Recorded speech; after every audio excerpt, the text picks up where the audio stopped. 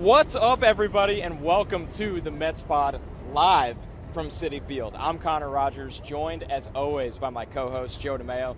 Joe, we have been talking about this for a long time, and finally we are here. How are we feeling? We're feeling great. Beautiful day out here at Citi Field. Mets back from you're going to tell me that was a 10-game road trip. I'm not going to believe you. It felt like it was a 20-game road trip. But they're back here home, and yeah, just a great night for Mets baseball. Yeah, and we're going to start with that. We're going to talk about that road trip. But, of course, a reminder to subscribe to the Mets Pod. You can get your Mets Pod on Spotify, Apple Podcasts. You can watch on SNY's YouTube, and as most of you are right now, watching on SNY's social media. So, the West Coast trip. Listen, we talked about this for a long time. The doom and gloom West Coast trip. Some teams, obviously, in the division getting hot. The Mets staring down, looking at the Padres, of course, the Dodgers, the Angels. We were a little more confident against them. But, Joe, at the end of the day, what did we say over and over again? Tread water. Keep your head above water. What did they do? 500 baseball. It's what good teams do. Good Yes. teams, when they face other good teams, you hold serve, and the Mets did the definition of holding serve, doing a 500 West Coast trip. Started, obviously losing the first two to the Dodgers and going in against their two best pitchers. Didn't look great. Yeah, didn't look great, but they turned it on. They obviously lost 2 or 3 from San Diego, and then the Angels were a team going in we figured was going to be maybe a little more of a challenge than they actually were, and the Mets take 2 out of 3 there. But, you consider that a successful road trip, and now they come back home, and, the schedule, not easy, but it does soften a tiny bit here. And I think starting with the Dodgers series, it was kind of the story of, it's early, but the story of this Mets team so far, like you said, they lose the first 2 games. It's a little weird start, Lindor with the finger in the hotel injury, and everybody's like, is this going to be a thing? Is this going to be serious? And the Mets have been battling through some key injuries this year. Obviously, he played after missing 1 game, but they did lose those first 2 games. And like you said, Joe, that was against the weaker part of their rotation. And then they're looking at Walker Buehler. For whatever reason, they find success against Walker Buehler. Pete Alonso loves facing Walker Buehler. Pete Alonso absolutely loves hitting at the Dodgers ballpark. Very strange, and we have a lot to say about Pete on this show. But this is the Mets in a whole. Whenever you think that they're going to be in trouble this year, when they don't ever really lose more than 2 games at a time, they climb out of it over and over again. And I think that's kind of an identity, not just with the veteran players, but something that we've talked about with multiple guests we've had on, whether it's Andy Martino, Keith Hernandez. It's really the Buck Showalter effect. Yeah, Buck has taken this team just to a different level. Like you said, they have the veteran players, and they know how to play in, tough situations. And now you add a guy like Buck that, like we've said before, has probably forgotten more about baseball than you and I will ever know. So he's, I think, proven to be the absolute perfect fit for this team. And now you see the Mets, there was all the doom and gloom that you were talking about. They still have the best record in the National League and the second best record in the major leagues, only behind the Yankees. Yeah, so no doubt. Yeah, the Mets, all in all, everything's looking up. And the only thing that's not is the division finally woke up, right? The Braves have been scorching hot. The Phillies, since firing Girardi, have started to look, alive at least. They've started to win some games. And everybody's kind of watching and going, the Braves have won all these games in a row. They've cut the division lead. As we sit here at Citi Field and do the show, the Mets still have a 5-game lead, one of the biggest leads in all of baseball. And I think the most important thing to note is now the Braves, I believe, have been playing really one of the easier schedules recently in baseball. The Mets have been playing a top 5 hardest schedule in baseball. That's all about to turn. Something, Joe, you've always talked about since we've been doing Mets content together is beat the teams you're supposed to beat. Beat up on the bad teams. The Mets have done that in the early part of the year. Now they get that chance again in second half of June, early July. Yeah, and you just tipped the cap to the Braves. Yes. Here's the reality. They've won 12 games in a row. Coming off a World Series. Yeah, coming off a World Series. It probably was naive if there's anyone that actually believed that the Mets were going to run away with the NL East and they were going to win it by 16 games and it'd be over in late August. The reality is the Braves are defending world champions, and they found the easy part of their schedule, like you mentioned, and they went on a good winning streak, and they're eventually going to hit a bit of a harder patch, and the Mets will face the teams that the Braves faced, and if the Mets are certainly as good as we think they are, they're going to beat up on those same teams. And then the biggest thing is they have 15 games left against the Braves. So honestly, that's probably what's going to determine the winner of the NL East, those 15 games. How you do against the other guys, it's going to be a bit of a win, a little bit of a loss. But how they actually go head-to-head against Atlanta, I think, will be really big. And let's not forget, in the midst of that, the Mets are doing all this without Jacob deGrom, without Max Scherzer. They just got Tyler McGill back, so the rotation's starting to come into play. We know how good Carrasco has been. You and I are expecting Chris Bassett to really settle in after a good start and then a little bit of struggles, but he's a pro. He's not really the guy that you worry about on the staff, and Peterson's been up and down, but I think he's done enough to help them win games. But one of the reasons this team is winning a lot of games, and you talked about the Mets beating up on the bad teams, this player has beat up on every team in baseball. It's Pete Alonso at this point. And I think the biggest conversation around the Mets' success is, do they have an MVP candidate? And if it's that guy, it has to be Pete at this point. And something you and I have talked about, Joe, or that we've pondered at, Pete came up surprisingly as a rookie with the Mets. He wasn't supposed to really be on the roster that year. Instant success. Hits over 50 home runs. He's an instant star. And it's almost that he was so good so early, we forgot this is a young player that isn't in his prime, hasn't seen a ton of big league pitching, is still figuring out not just how to be a slugger and not just how to be an adequate first baseman, but a ball player, a hitter, getting better at defense, taking his walks. Guys are avoiding him. Joe, what have you seen from, you followed Pete since he was, second round pick out of Florida, a prospect in the Mets farm system that had a lot of success pretty early on, but we're at the point now where Pete Alonso is not just a good player on the Mets, he's a superstar in this entire league. Absolutely, his maturity at the plate has grown. Like you said, he's willing to take the walks. He's not selling out for the home runs. He's going to hit them. I mean, yeah, he's the polar bear. He's a big guy. If he barrels a ball up, it's going to go. He doesn't need to try for it. And I think seeing him go the other way, I think is a big thing. His team started shifting on him. He would pull grounders into the shift. Now he's willing to go the other way. You're seeing a lot more line drives out of him and a little less of the towering home runs. So he's kind of leveling his swing out a bit. And I think he's just growing, like you said. He's entering his prime. He's 27 years old, so he's entering his prime years where he's, in theory, going to be the best player that he could be. And like you said, it's an MVP candidate. He may win it, may not win it. I mean, you got Paul Goldschmidt. There's other guys in the National League that are playing really good ball. But Pete Alonso, the way he's matured over the last 2 years, I mean, to me, it's a massive development and puts him in position to be one of the best players in baseball, not just a slugger that's going to hit a bunch of homers. He can do everything. I mean, batting average is up over 280 now. So that's crazy. He's hitting. Driving in runs, not just with the home run. Yeah, he's driving in runs, hitting, he's getting on base. He's turning into the total package as an offensive player. And, defensively, he has his lapses here and there. But all in all, I'd say he's developed as a defensive player too. So we brought up driving in runs. Is that something you've seen with him situationally where, the rookie year, he hit a lot of home runs, and he did, of course, drive in a lot of runs. But we always knew in high leverage spots, guys are not only going to pitch you differently, but you're going to see really good relievers, really good starters, and they know how to work around young hitters. It feels like this year, it's the simple things, right? It might be the sac fly. It might be just making contact. I think that, to me, is what stands out with Pete the most because, let's be real, as long as Pete Alonso is healthy, he's always going to hit over 30 home runs. It's just who he is. Yeah, I think the making contact is a team thing. It's a theme of this team. It is a theme of this team that everyone is putting the ball in play. They're one of the lowest strikeout teams in all baseball. And Alonso has kind of joined the fray with everyone. He's certainly putting the ball in play more. And then in those RBI situations, with the exception of that Arizona game where, he chased the sliders in the dirt, he's been avoiding that in those situations. So definitely very impressive.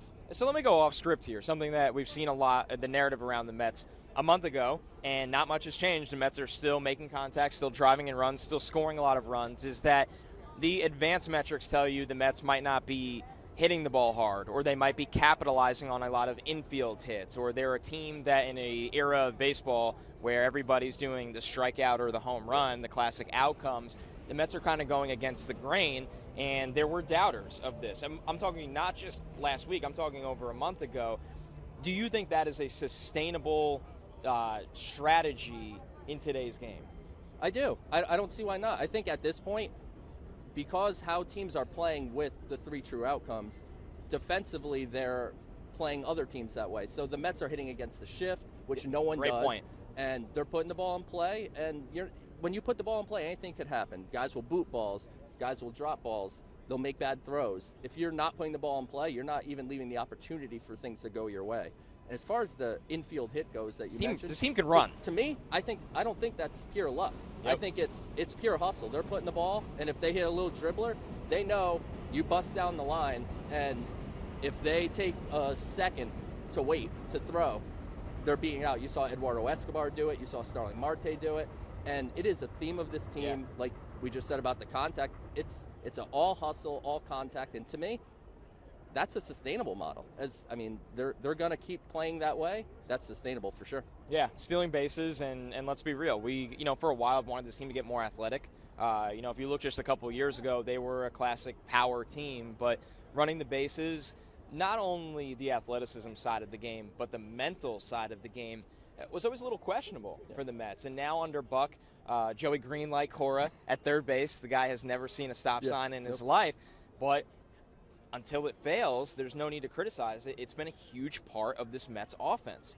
There's certainly been a lot of situations where it's worked out, and then you watch the replay and you're like, I can't believe Joey Cora actually sent them. Yes. And then he sent them and it worked. So the aggressiveness, I think, is a great thing. I'd prefer my third base coach dare the outfielder to make the perfect throw. And if he does, you tip your cap and you say, great job, and you just keep doing it. And you have to set it in motion that it's going to be something you consistently do. You can't just go through spurts of I'm going to aggressively send and then I'm just going to start stopping people. Just has to keep going, and they have the perfect third base coach to do that.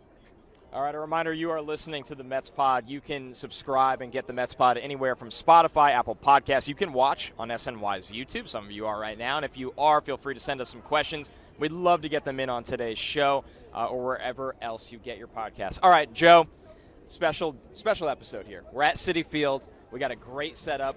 People have come out to hear the show, see the show. So just really good energy. So I have to bring in some of your best energy, which is talking about Edwin Diaz. There's no other way to do it. You have, call it what it is, you have defended this guy from, you weren't defending the trade, but Diaz as a player, you have had his back for a long time. We've seen him really get back to the form of being a dominant closer that he was for Seattle, to the point where striking out guys, throwing 102 miles an hour, locating the slider, kind of being the guy that you look at and go, trust Diaz. I have faith in Diaz. When he comes out there, it's I'm not worried anymore. What have you seen from Diaz that, not even when you were defending him saying he's good, but now, why is he great? So I'm, of course, the Edwin Diaz stan. You are the man, the guy. I have no problem saying it. Yes. But what I'm seeing from Edwin Diaz is just consistency in his release point. That's the biggest thing, because his delivery is a little bit of an interesting one where he kind of has that leg and that double leg, which allows your opportunity for your hips to get out of whack. And to me, he's kind of smoothed that out this year. You don't see so much crazy wild control. Like, he'll miss a pitch here and there or whatever, but he's not by any means, all over the place. And guys just don't touch his stuff, man. The slider, he's getting on top of it. So you're not seeing, when he gets under the slider, you would see it kind of airplane helicopter in a little bit. And that's when the guys would hit it, because it would just kind of be sitting on a tee for him. He's been on top of that slider this year, and you're seeing so much swing and miss on it. And the fastball, like you said, up to 102, he's locating. To me, he's a guy that right now, the only closer that you could justifiably say is better than him in baseball is Josh Hader. Milwaukee, who didn't give up a run for like a year. Who just doesn't give up runs at all. So now that adds to the conversation of Edwin Diaz going forward, because he's one of the guys that's a free agent at the end of the year. The Mets are going to have a decision to make. Is he someone that needs to be paid? Let's go there. I think about a month ago, you and I had the question of, the Mets have this fascinating trifecta of free agents, right? And this is very first world problems right now in Mets world. But you and I, we love the offseason. We love talking about the offseason. We know about Chris Bassett, right? A guy that they traded for and do have a lot of belief in. I think long term they'd like to get that deal done. Brandon Nimmo, a player we have seen grown here since being a first-round pick out of high school and really take off and expand his game, and is the guy in center field. And then Edwin Diaz. Traditionally, we are, don't pay relievers or don't buy a bullpen kind of thing. But this is someone who, when he's on, top 3 closer in the game. For a baseball team right now that needs to close out a lot of important games, where has Diaz moved in the power rankings of guys they must keep going into the offseason? I think he has to have, right? Yeah. At this point, he has to have jumped up. And where would they be without him, this bullpen? Because let's be real, it's been a little roller coaster so far, and injuries. When Buck made the, in my opinion, smart managerial decision to pitch Diaz in the 8th and then not throw him back out there for Do you the like 9th. that strategy? I thought it was going perfect. after the tough part of the lineup. high leverage. That's a modern day Yes. type of thing. So, for everything we said about Buck Showalter when they hired him about would he raise my hand, he's wrong. been wrong, super adaptable. And I think what they did was perfect. But when you look at Diaz, there's exceptions to every rule. Yeah. So in theory, you're not trading top prospects for relievers. Mets still shouldn't have made that trade back then from a process standpoint. But you still want to get the most out of it. You still want to get the most out of it, but you typically don't pay closers big money. But there's an exception to every rule, and I think Edwin Diaz has entered into the conversation of being an exception to the rule and not just another power arm that's a little inconsistent. He's now, to me, that dude. Yeah, and you can't forget how young he was when they traded for him, where it's not a, hey, we traded for him, we had team control. Now he might be on the wrong side, getting out of his prime. He's right in his prime, where he's the kind of guy that you want to keep around for the long term. So, all right, Joe, I want to do a schedule look ahead before we get into some brief trade deadline talk. It's not as far away as a lot of people think. Yeah, of course, we're gonna close out with the mailbag. But looking ahead at the schedule, is there anything that has your eye as the schedule goes from brutal West Coast trip, obviously some of the best teams in baseball, starting with the Dodgers, being out on the West Coast, it's tough. Is there anything right now that they're back home here at Citi Field that you're looking forward to and going, this is where you're playing 500 baseball, maybe you can get back to being a couple games ahead?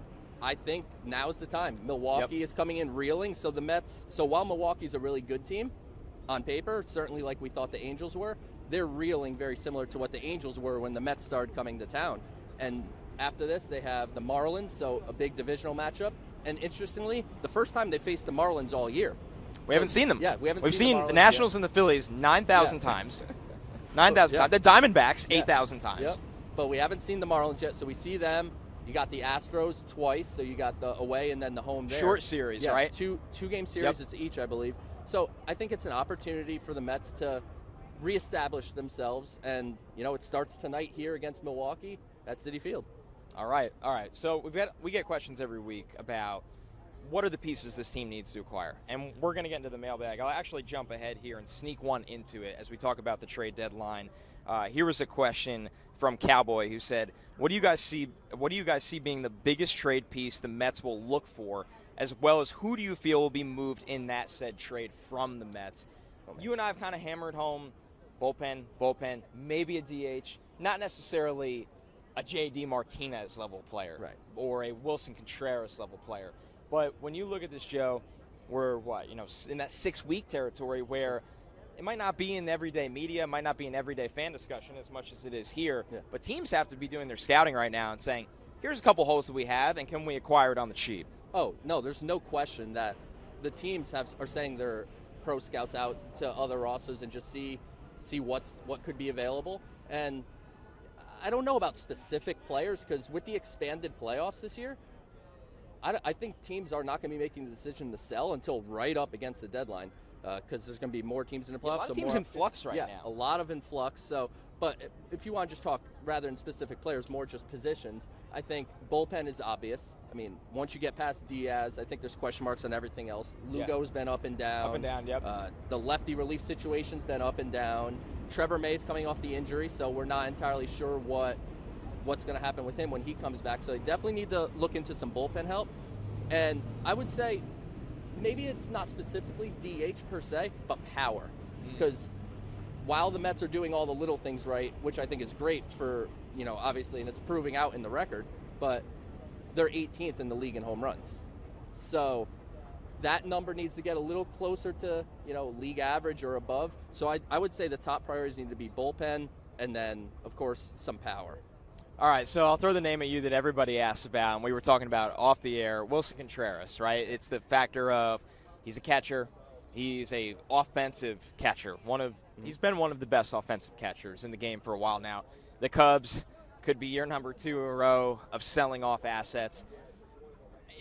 What do you see in that kind of level of a move when the way you explained it to me with the roster crunch and the fact that just might be a little rich, especially when you look at the amount of pieces this team has sold off last deadline and this offseason from a pretty thin farm system right now?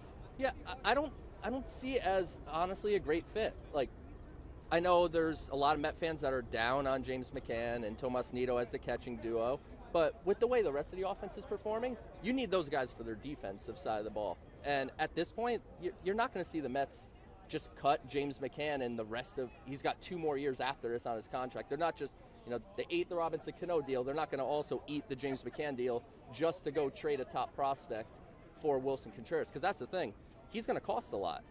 And we need to get to the point where the Mets are building up this farm system, because to be a sustainable winner, obviously you have Steve Cohen's wallet and the payroll and spending on free agents. That's going to be there. But you have to have prospects coming through the system, and if the Mets are continuously trading first-round picks to get these rentals, like think about the Javier Baez trade last year, it's just not. It's not. Crow Armstrong having a really nice year right now. So far, he's doing well. So I mean, it's just not sound strategy. And of course, Tomas Nido's out of minor league options too. So I don't think they're looking to carry 3 catchers, at least for an elongated period of time. Maybe it's something that they will do in September. They could call somebody up or whatever. But from the trade market, I don't think catchers should be near the top of their priority, to be honest. Yeah, I wouldn't hit the panic button just yet. They've actually been able to survive with Nido, Mazika. He takes a lot of criticism, James McCann, but I also think he has the respect of a pitching staff that it's pretty tough to garner respect of those guys. I think that means something here. We're on the topic of catcher. I feel like I can hear the listeners right now screaming, Francisco Alvarez. Joe, I give you a lot of credit. You have taken the hard stance that you said this is a guy that is still working on his defense. I know you've talked to a lot of people within the organization. You've obviously seen him. You've seen a lot of him. You know things are getting better in that regard. It makes more noise when a guy like John Heyman comes out, the kind of respect that he has as an insider, and says, don't completely rule out Alvarez in 2022 yet. Are we still at the point where it's just a little, not only unrealistic, but maybe even dangerous to rush a 20-year-old that, yes, he can hit home run after home run after home run in Double-A, but this isn't a guy that you're saying, hey, come up and give us a little punch on maybe a World Series run. This is a guy that should be wearing a Met uniform for a decade. I texted with some people with Binghamton yesterday to just get an update, because I had checked in a little while ago, a few weeks back, and they're like, he's a hard worker, and there's no denying Francisco Alvarez's work ethic. He puts in the work. He shows up every day with a game plan, so he's looking at this like a professional, which is a great thing. And they said, yeah, he's making some progress. His pitch framing is something that actually has probably grown the most this year, but it's at the point where they're like, how much could he possibly have improved in like a month? Yeah, it's a lot to ask. You're not going from a guy a month ago that we looked at as, he's got a long way to go as a catcher, to now throw him in the big leagues. He's ready to catch Max Scherzer and Jacob deGrom and Chris Bassett. There's a lot that you're asking there. And another thing to consider, he is raking in Double-A. There's no denying that. Maybe the move is to bring him to Triple-A and get him with some more veteran pitchers on the Triple-A side, and just see that part of the game. But to me, it's not a move for this year. And maybe he will get called up, and maybe he'll come up and he'll rake, and I'll look dumb. But I'm thinking long term with Francisco Alvarez. I think he's a future star for the Mets. I truly do. I think he's the number 1 player in our system. And if I were to one player maybe in minor league baseball, certainly in the conversation at this point. And he's someone that if I had the opportunity to label a future all-star, he's the best bet in the system. All right, so to close the book on the Alvarez chapter, before I'm sure we'll have to revisit it again within 2 weeks, do you think the Mets having this revolving door at DH has even opened that conversation up more for the average fan, right? Because you see Alvarez, you see that 9 home runs in 15 games, and you're like, this guy's 20 years old. Yeah. He's hitting home runs at an absolute insane rate. Do you think that's been part of it as well? Yeah, I think fans are seeing the highlights. We post them on Twitter and everything, so fans are seeing everything that Alvarez is doing, and it's certainly at the point with minor league. Yeah, it's your guys' fault. Yeah, you're posting all of his home runs, getting people excited. Yeah. But with minor league stuff, more fans are into it now, so everyone's getting excited, and I appreciate the excitement. But the reality of the DH situation is, I don't want to call up Francisco Alvarez to be my DH. I'll go trade for one from another team, maybe a Trey Mancini from Baltimore. Sure. Like, they're certainly, a low-cost veteran. Yeah, a low-cost veteran. Alvarez's bat, just think about Adley Rutschman, who, speaking of Baltimore, they just called him up. He was the number 1 overall pick. They took him out of college, and he was considered to be, a very advanced hitter, and obviously defensively behind the plate, he's good as well. He's hitting around 200 in his early stint in the big league, and, he's going to figure it out. But what Alvarez is doing to Double-A pitching doesn't necessarily correlate to what would happen if he were to be facing Adrian Hauser tonight. And I mean, I think on top of that, the fact is he's going to a first-place team. So there are expectations. You can't just come up and figure it out. Be the guy. You have to contribute because, let's be real, everybody in this Mets lineup so far this year has contributed in some kind of way, even the guys on the bench every night. So I think that matters a lot. All right, let's get to the mailbag. Special mailbag edition, our first mailbag ever here at Citi Field. As always, the questions roll in. Prospect-related questions very often. So I'll bundle the first two before I throw them at you, Joe. This one's from Nathan Hirsch, who said, which prospects are absolutely untouchable at this point? And the one bundled with Eric Briggs' question, on a level of 1 to 10, how much of a prospect hugger are you guys? Joe gets labeled as that quite often. He said, how much of the system would you be able to stomach shipping out in August if it meant to be in a better position in October of this year? So I don't believe in the word untouchable. Okay, I think everybody's got a price. Everybody's got a price. Well, Jared Kelenic had a price, so it might be true. Everyone has a price, but it'd be very difficult to convince me to trade Francisco Alvarez or Brett Beatty. Below that, depending on the return, I think you could convince me. As far as prospect hugger, 1 to 10, I mean, I'm not going to lie. There's no reason to do that. I'm like a 9. I don't want to trade prospects. It's what I do. It's what you do. Yeah, it's what I do. It takes away from your wealth. Right. Less to talk about. Yeah. I get it. It takes away from what I'm doing, but I also understand the Mets are in a win-now situation, and if you want to win, you do have to part with something. I look at it as what the Braves did at the trade deadline last year. It's kind of what I want to see the Mets do this year. You don't need to go make a big splash. I know that, I mean, that excites the fan base, that excites, the radio callers and the headlines for the newspapers and websites and everything. Like, that's great and all, but I think the Mets need to be hanging on to their top guys if they can.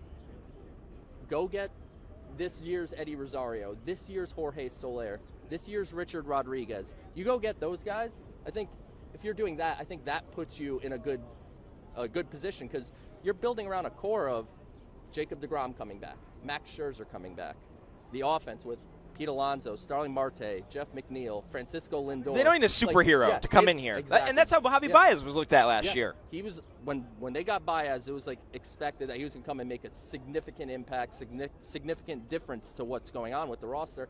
I don't think the Mets need something significant. I think they just need pieces around the edge, like we said, add to the power, add to the bullpen, and save some of those top prospects for off-season trades where maybe more substantial names with contractual control actually become available. And it gives you a little more flexibility, right? If you extend Nimmo and Diaz, but Bassett had to go, well, you might need one of those guys for a starting pitcher again for like year number 4 in a row of that. It happens. It's flexibility. So let's not forget, as Joe will be covering very extensively, it's a big draft for the Mets. Multiple extra picks. It's going to hopefully, expectedly, replenish the farm system.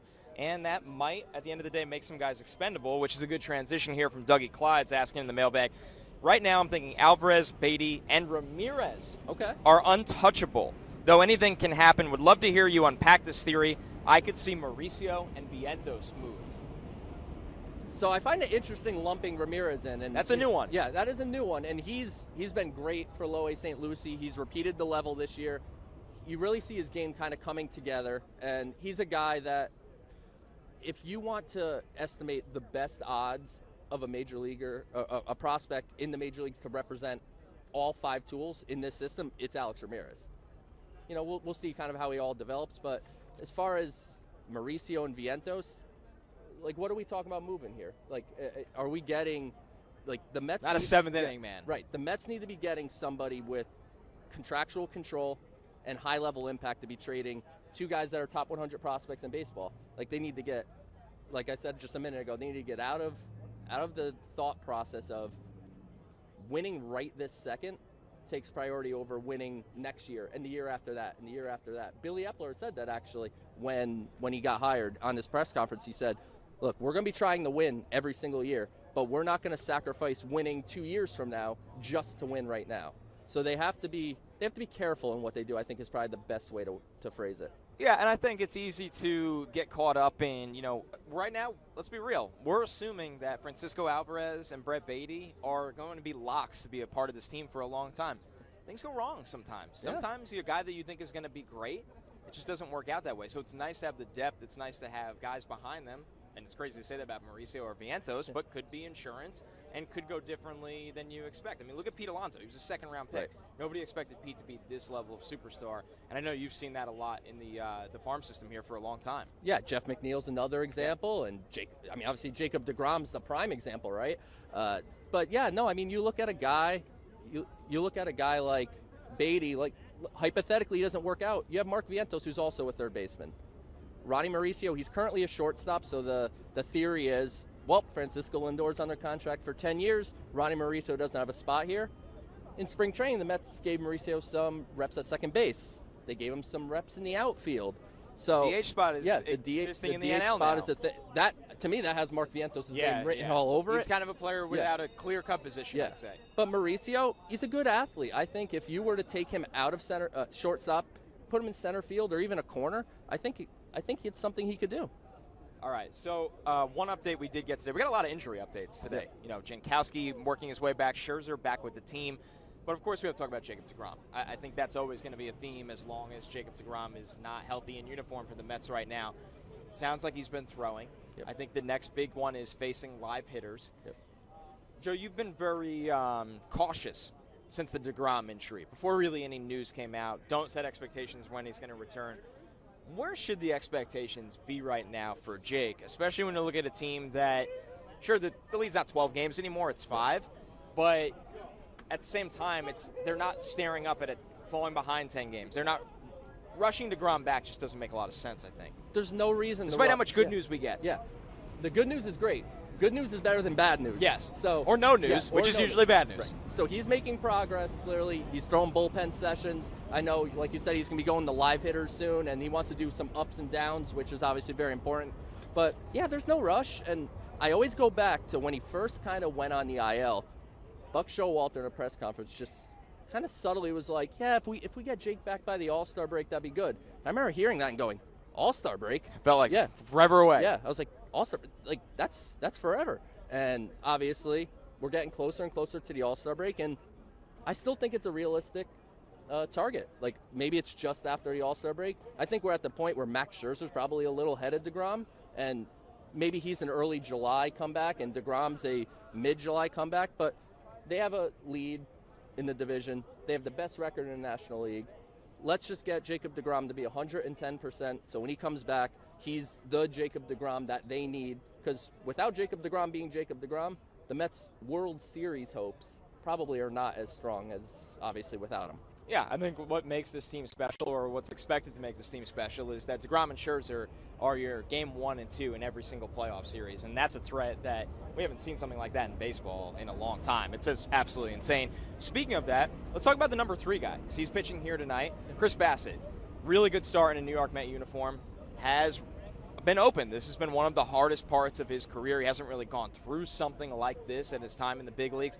Is there anything you're seeing with Bassett, Joe, or do you think it's just a matter of, he's a guy that 4 or 5 pitch pitcher, throws a lot of different speeds. Sometimes you just don't have it when you're that kind of guy, and you can't go back to just overpowering people. Is it that simple with Bassett?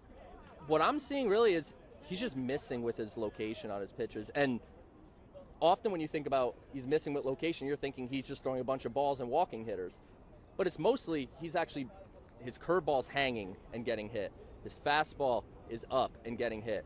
When Bassett's at his best, he's able to go up, down on the fastball, adjust the hitter's eye level, and that's kind of what you were seeing early on in the season. And over the last couple starts, it just hasn't been there for him. So the consistency's not there, but like with everything else, it's a very long season. You're going to have good stretches, you're going to have bad stretches, and Bassett is a good pitcher. He's not a Jacob deGrom, a Max Scherzer, where it's like every time out you're expecting utter pure dominance. But you certainly want to see some more consistency out of him, and I expect that to start tonight. He gets back home, gets back to this nice weather here. Looks comfortable here. Yeah, he seems like he's comfortable here, and facing a Milwaukee team, like I mentioned, is reeling a bit. So I think tonight is the night that Chris Bassett turns it around a bit. All right, before we get out of here, and of course get ready to go to the game, AllStar Voting officially launched right now. The Mets' first place team.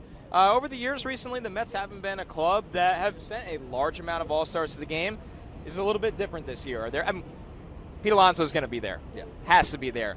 I think we've really planted our Jeff McNeil flag for a long, long time. are you looking at somebody like McNeil, or is there anybody else on the roster that you think is representing this team? The biggest question about Alonso is going to be, is he going for a three-peat in the home run derby? Because he's going to be at the All-Star game. So now it's a matter of, is he going to do the home run derby and go for three in a row? I think he said he will do it as long as he's an All-Star. He wouldn't have just done the derby as a standalone. So he's going to have to live up to his words now. Yeah, looks got like a title to defend. Looks like, two-time. Yeah, looks like going for a three-peat here. Honestly, the second most likely is Edwin Diaz, in my opinion. That's right. Yeah, he's been obviously utterly dominant. We talked about him just a little bit ago. Him and Hader are the two relievers in the NL, right? For sure. And then Jeff McNeil's probably the next one on the list. I mean, like we've talked about on last week's show, the best pure hitter on the team. Yep. And I can think play anywhere at a high rate. Second, left, right, at third, wherever they want to put him. I think that's it, honestly. I think Nimmo's been good, but then he was hurt for a little bit. Bassett's been up and down. Marte hasn't been able to, Marte hasn't been fully get going. Yeah, he's been good. Marte's been good, but not full-blown Starling Marte. He'll get there, I think, but at this point, it's probably too late for him to make up for an all-star spot. So I think you're looking at Alonso and Diaz as kind of the quote-unquote locks, and then McNeil kind of on the outside looking in who could potentially make it. Any surprise guys? Anybody that you could see as an alternate, or do you think the rotation's just been too hurt? And the fact, Lindor obviously had a really hot start, went cold, got hot again, has gone a little cold again, just too up and down.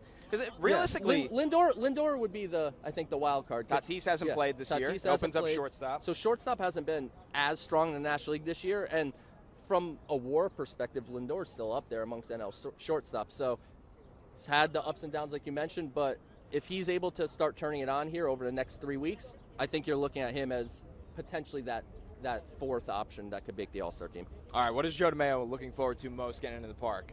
Oh, man. Folks, if you don't know, he's a classic, just a hot dog guy. There's nothing fancy about this guy in the ballpark right now. Not only is it just a hot dog, it's hot dog with ketchup. I'm the same way. Yeah. We're children. Yeah, we're children. I'm okay with it. Yeah. But hot dog, ketchup, maybe I'll have a beer in there or something. But you're getting crazy now. I might. But it's a beautiful day. It is. So Perfect day at Citi Field. Perfect day for baseball, and just excited to see Chris Bassett here. I think the bounce back starts today, and just really excited to get going, man. It was really fun to do this. This has been awesome. A reminder, everyone, subscribe to the Mets Pod wherever you get your podcasts. Spotify, Apple Podcasts. You can watch on SNY's